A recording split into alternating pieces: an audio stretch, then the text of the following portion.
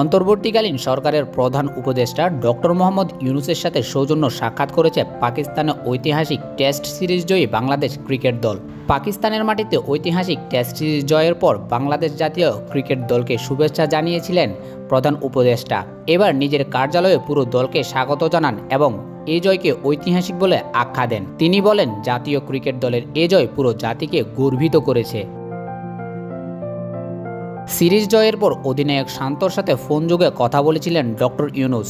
সেই কথা স্মরণ করিয়ে তিনি বলেন, আমি অধিনায়কের সঙ্গে আগে কথা বলেছিলাম, কিন্তু আপনাদের সবার সঙ্গে দেখা করা এবং দেশের সবার পক্ষ থেকে অভিনন্দন জানাতে ব্যাকুল হয়েছিলাম। ডক্টর ইউনূস খেলাধুলার শক্তির কথা স্মরণ করিয়ে দিয়ে জানান প্যারিস অলিম্পিকে তার সাম্প্রতিক ব্যস্ততার কথা, যেখানে তিনি উপদেষ্টা ও শুভেচ্ছাদূত হিসেবে কাজ করেছিলেন।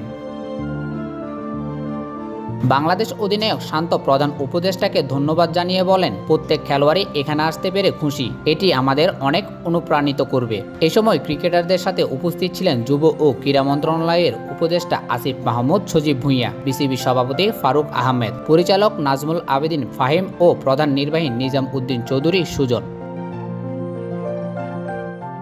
Shahidul Alam Nahim, news 9 sports.